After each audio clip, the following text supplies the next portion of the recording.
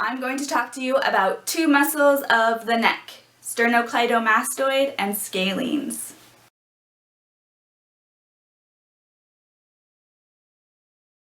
I'm going to talk about where they're located on the body, the neck, the actions they help us perform, trigger points,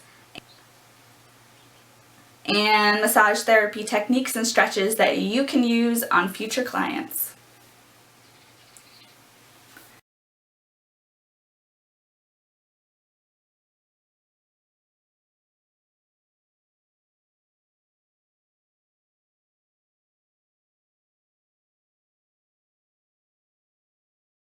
Sternocleidomastoid. Sternocleidomastoid. It's kind of a mouthful, but it's actually really helpful in locating the muscle because the name is derived from the origins and insertions of the muscle. For example, sterno stands for sternum. Cleido stands for clavicle. Mastoid stands for mastoid process. Sternum, clavicle, mastoid process. Cool. Bonus, you can just say SCM. Sternocleidomastoid, or SCM, actually has two heads at its origin site. So one head of SCM originates on the manubrium of the sternum. That's the sternal head. The other head of SCM originates on the clavicle, the clavicular head. Let's look at a picture of that. Basically, they start in two different places, but they eventually become friends and they move up in the world to your mastoid process. The mastoid process is located on the temporal bone of the skull. It's that bony landmark you find right behind the ear.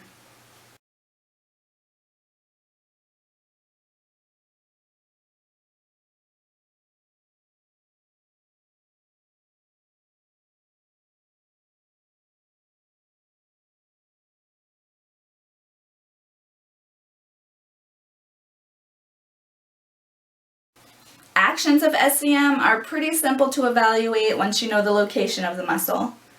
For example, you know that it lies on the anterior aspect of the neck, so you know that bilaterally it will flex the neck. Like that.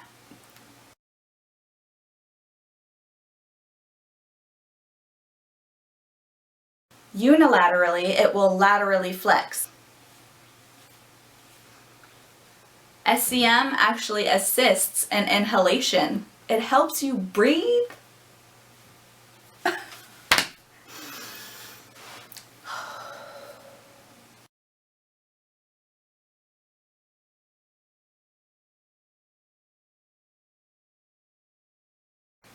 It can also rotate your head.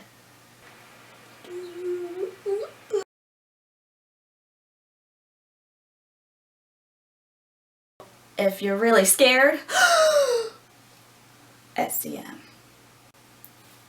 If you're really disappointed,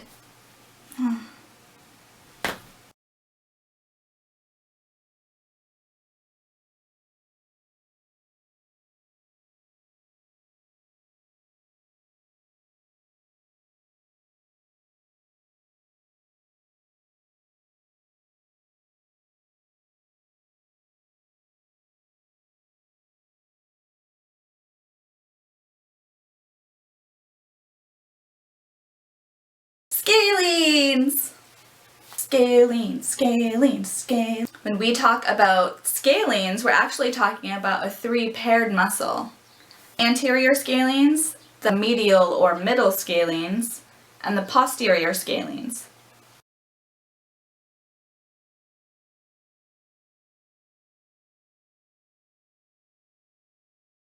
So all of the scalenes originate on the transverse processes of the cervical vertebrae, like this. They're kind of like spaghetti on your neck. The insertion site of scalenes are on ribs 1 and 2. So the anterior and the medial scalene kind of dive under the clavicle and insert on the first rib. The posterior scalene dives under the clavicle and inserts on the second rib. Scalenes, cervical vertebrae to ribs. Let's look at a picture.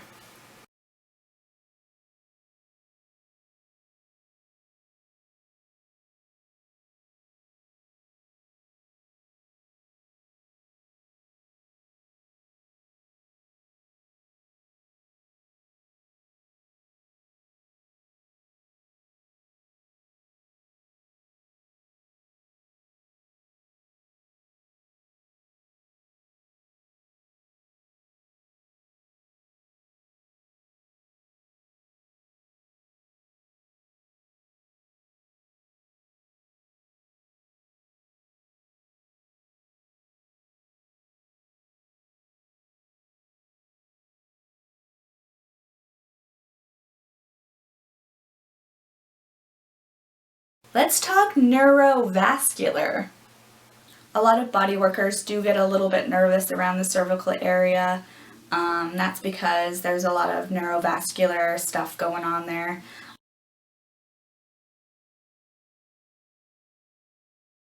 The brachial plexus and the subclavian artery actually pass between the anterior and the medial scalene.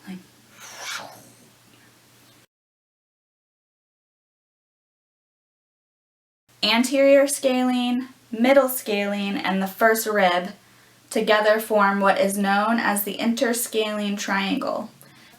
The brachial plexus and the subclavian artery will pass through this. So any kind of impingement or compression of the brachial plexus will send sort of either numbness or shooting pains down the arm.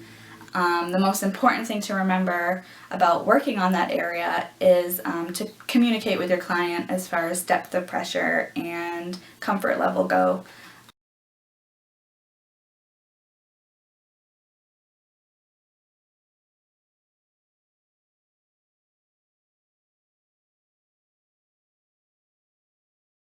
If someone is experiencing problems within their anterolateral neck flexor group, chances are they can't perform the proper range of motion for the actions of those muscles.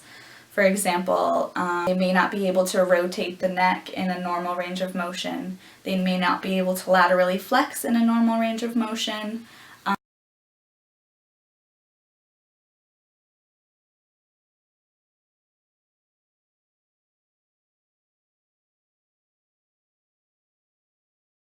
Your job is going to be to slacken the muscle, soften it, lengthen it, and perhaps get rid of any congestion in that area.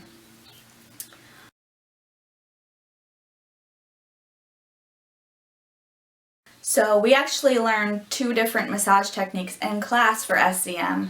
With the glide, it was more of a softening and a stretching of the muscle, whereas the lift and ring, you tilted the head and worked that same side by contracting the muscle, so you could really get in there and get out any adhesions or congestion.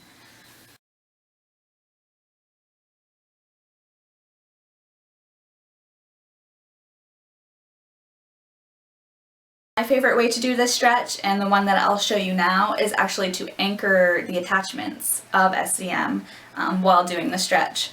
Let's say we want to stretch the right SCM. We're going to find our right clavicle. The best way to do it is to use your left hand. We're going to anchor the attachments of SCM by holding right around the clavicle and sternum area.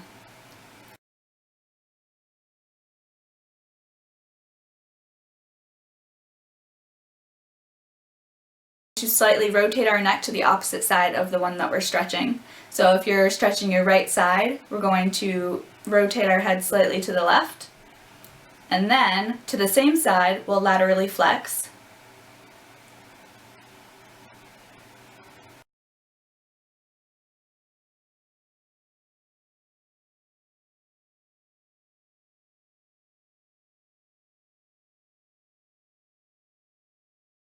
We know that SCM flexes the neck, so we know to stretch it, we can extend the neck. So when we do this stretch, we'll actually, when we're in lateral flexion and rotation, we can actually extend a little, and the anterior portion of SCM will stretch really nicely. Yes, Chad, you're really good at stretching, we know.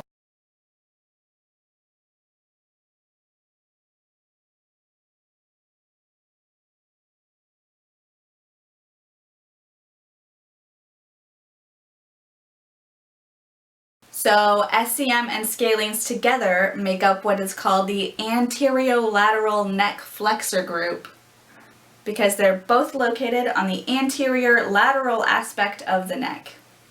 They party together, they know all the same people, they're really good friends.